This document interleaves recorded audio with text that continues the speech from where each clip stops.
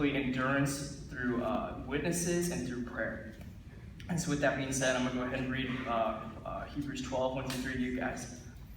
Therefore, since we are surrounded by so great a cloud of witnesses, let us also lay aside every weight and sin which clings so closely, and let us run with endurance the race that is set before us, looking to Jesus, the founder and perfecter of our faith, who for the joy that was set before him endured the cross, despising the shame, and is seated at the right hand of the throne of God. Consider him who endured from sinners such hostility against himself, so that you may not grow weary or faint-hearted. So I'm going to pray real quick. Lord, we just come before you today. We thank you for this wonderful gift you've given us of your Son, that he sacrificed himself for us, Lord, so that we could be with you forever.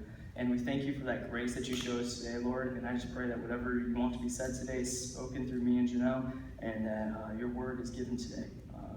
It's in your name we pray. Amen.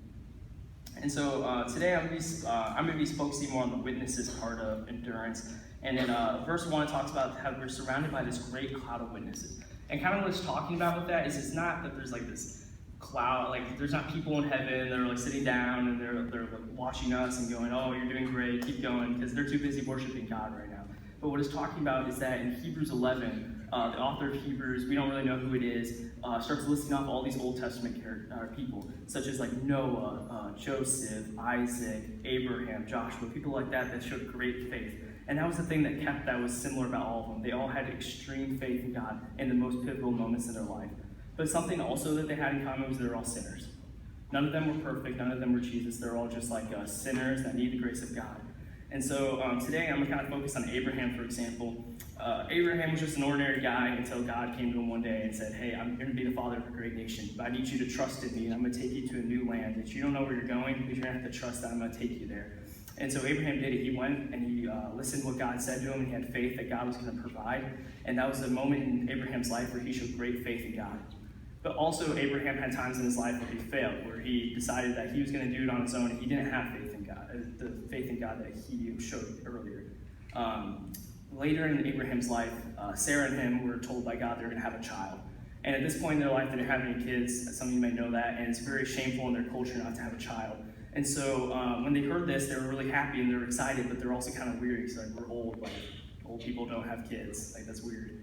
And so they kept trying to conceive a child. It wasn't happening. So they went on their own. They did it their own way. And so Sarah and Abraham came with the idea to conceive a child through their servant Hagar. And that was a direct going against God. They didn't have enough faith in God to trust that he was going to provide them a child. And so after that happened, God still provided a child for them. Abraham got back up on his feet and realized that he messed up and that wasn't going to stop him. He started to trust in God again and had faith in him. And through that, he ended up conceiving a child with Sarah that would be later Isaac. And so Abraham's story is much like ours. When we are when we accept Christ, we become one of the children of God. A lot of times we demonstrate great faith. We go the extra mile. We demonstrate faith that is not ordinary to people in this world. They're kind of like, that's kind of weird. How can you trust in a God that you can't see? But we demonstrate that faith. But sometimes we're like Abraham when we mess up. We decide we're going to do things on our own, and that we don't have that faith that we need. And so it's really humbling to be able to look back into Scripture and see all these people in the Old Testament that are considered heroes of the faith, but they also had their own sins. They had their circumstances that held them back. Going to the cloud of witnesses as well, it doesn't just apply to people of the past. It also applies to the people around you today, such as your friends, your small group, your mentors, and people that you pour into on a day-to-day basis. Mentors such as like your small group leader, Rich, Kim, Matt. These people are people that you can trust on, you can rely on based on their knowledge, and they've done life before.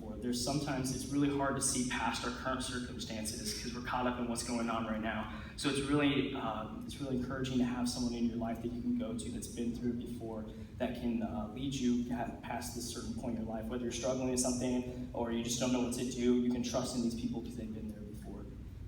Your small groups, your friends, your peers, these are outlets for you to be transparent with and people that you can be real with on a day-to-day basis.